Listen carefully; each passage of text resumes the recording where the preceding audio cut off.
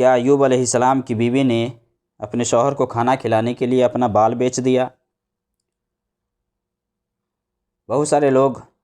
بیوی فرمانبردار کس طرح سے ہو اور کیسے ہو اس کے بارے میں مثال دیتے رہتے ہیں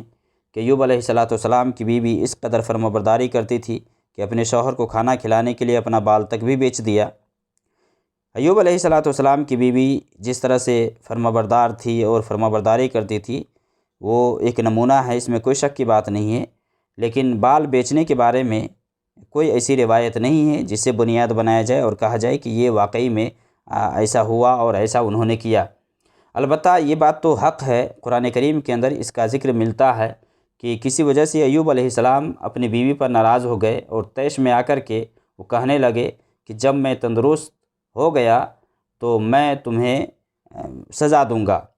100 کوڑے لگاؤں گا یا 100 لکڑیاں ماروں گا۔ اور اس کا ذکر اللہ رب العالمین نے سورہ صاد کی آیت نمبر 44 میں بیان فرمایا ہے، وَخُذْ بِيَدِكَ ضِغْثًا فَاضْرِب بِّهِ وَلَا تَحْنَثْ إِنَّا وَجَدْنَاهُ صَابِرًا نِعْمَ الْعَبْدُ إِنَّهُ أَوَّابٌ، کہ اپنے ہاتھ میں تنکوں کا ایک مٹھا لے لے، اس سے مار اور قسم نہ توڑ، ہم نے ایوب کو صابر پایا، بہترین بندے ہیں جو ہر وقت رجوع کرنے والے ہیں۔ اس کا ذکر اللہ رب العالمین نے سورہ صاد میں کیا ہے۔ وجہ کیا تھی، کس وجہ سے قسم اٹھائے تھے ایوب علیہ السلام، اس کا ذکر نہیں ملتا ہے، اور یہی وہ آیت ہے جس کے سلسلے میں مفسرین نے یہ نقل کیا ہے کہ ایوب علیہ السلام اپنی بیوی پر کسی وجہ سے ناراض ہو گئے، جو کچھ اس کی طرف سے صادر ہوا یا جو کچھ بھی اس نے کیا، اور اسی پر ایوب علیہ السلام نے یہ قسم اٹھائی کہ میں جب تندرست ہو جاؤں گا تو تمہیں 100 لکڑیاں ماروں گا۔ انہی سببوں میں سے ایک سبب یہ بھی بیان کیا جاتا ہے کہ اس نے اپنا بال بیچ دیا تھا کھانے کے لیے، اسی وجہ سے ایوب علیہ السلام ناراض ہو گئے۔ جیسا کہ ابن کثیر نے اس کو نقل کیا ہے کہ اس نے روٹی کے لیے اپنا بال بیچ دیا یا اپنی میڈیوں کو انہوں نے بیچ دیا تاکہ وہ اپنے شوہر کو کھانا کھلائے، تو اس کے شوہر نے اس پر اسے ملامت کیا اور اس نے یہ قسم اٹھائی کہ اگر میں شفایاب ہو گیا، اللہ نے مجھے شفایابی دے دی، تو میں تمہیں 100 کوڑے لگاؤں گا۔ یہ ایک قول نقل کیا جاتا ہے، لیکن اس کے بارے میں کوئی نص، کوئی دلیل، کوئی ثبوت نہیں ہے۔ اسی لیے بعض مفسرین نے نقل کیا ہے کہ کوئی مسئلہ تھا، لیکن کیا تھا اس آیت میں صرف اشارہ کیا گیا ہے، لیکن اس کے بارے میں کوئی خاص اثر یا دلیل نہیں ہے کہ کہا جائے کہ اسی کی وجہ سے ایوب علیہ السلام نے یہ قسم کھائی اور اس نے قسم اٹھایا کہ تمہیں ماروں گا، یہاں کوئی ذکر نہیں ہے۔ اس لیے یہ جو روایت ہے غالباً یہ اسرائیلیات میں سے ہے جس کے بارے میں کوئی ثبوت نہیں ہے، اور اسرائیلی روایات کے بارے میں 3 باتیں اہم ہیں۔ ایک بات تو یہ ہے کہ ہمارے پاس جو کچھ بھی اسرائیلی روایات سے آئے اس کی تصدیق میں اگر ہماری شریعت میں، ہمارے دین میں اگر کوئی روایت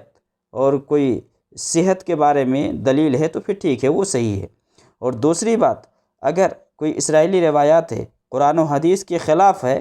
تو اس کی بنیاد پر ہم اس کی تکذیب کریں گے کہ یہ صحیح نہیں ہے، اگر قرآن و حدیث کے خلاف ہے تب۔ اور تیسری بات اسرائیلی روایات کے بارے میں جو ہے کہ جس کی تصدیق اور تکذیب کے بارے میں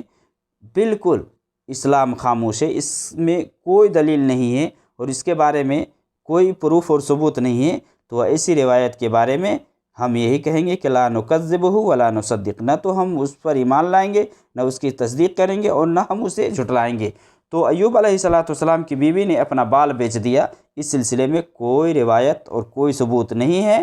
ہاں کہا جا سکتا ہے یہ اسرائیلیات سے منقول ہے جس پہ کوئی دلیل نہیں ہے۔ جب کوئی دلیل نہیں ہے تو اس کے بارے میں ہمیں خاموشی اختیار کرنا ہے۔ اسی روایت سے یہ جو لوگ بیان کرتے ہیں کہ ایوب علیہ السلام کی بیوی نے اپنا بال بیچ دیا کسی شہزادی کے ہاتھ سے اور اس نے اپنے بال میں جوڑنے کے لیے خریدا، تو لوگ بنیاد بناتے ہیں کہ دیکھیے ان کی شریعت میں یہ چیز جائز تھی، تو کیا اس شریعت میں یہ چیز جائز ہے؟ یعنی بال کو ہم یا مصنوعی بال لگا سکتے ہیں، جوڑ سکتے ہیں؟ تو نہیں، اس شریعت میں ایسا کرنا منع ہے۔ اس شریعت میں اگر ایوب علیہ السلام کی بیوی کے اس قصہ سے مسئلہ نکالا جاتا ہے تو یہ بھی تو وہاں نکالا جا سکتا ہے نا، کہ جیسا کہ بعض مفسرین کے قول کے حساب سے کہ ایوب علیہ السلام کی بیوی نے اپنا بال بیچ دیا، جس کی وجہ سے ایوب علیہ السلام نے اس طرح سے قسم اٹھایا کہ میں تمہیں سزا دوں گا۔ گویا کہ ایوب علیہ السلام وہاں راضی نہیں تھے، گویا ان کی شریعت میں بھی یہ چیز جائز نہیں تھی، یہ مسئلہ ایسا تھا کہ ان کی شریعت میں بھی منع تھا۔ تو ایوب علیہ السلام کی اس بات سے بھی تو لیا جا سکتا ہے کہ ان کی شریعت میں یہ چیز جائز نہیں تھی، اور ہماری شریعت میں یہ چیز چونکہ منع ہے۔ اللہ کے نبی صلی اللہ علیہ وسلم کی حدیث حضرت عائشہ رضی اللہ تعالی عنہا سے صحیح بخاری اور مسلم میں کہ ان جاریۃ من الانصار تزوجت وانها مرضت فتماعت شعرها فارادوا ان يصلوها فسالوا النبي صلی اللہ علیہ وسلم فقال لعن اللہ الواصلة والمستوصلة، کہ انصار کی ایک لڑکی نے شادی کی اور شادی کرنے کے بعد وہ بیمار پڑ گئی اور اس کے سر کے بال جھڑ گئے، تو اس کے گھر والوں نے چاہا کہ مصنوعی بال لگا دیں۔ اس کے لیے اللہ کے نبی صلی اللہ علیہ وسلم سے پوچھا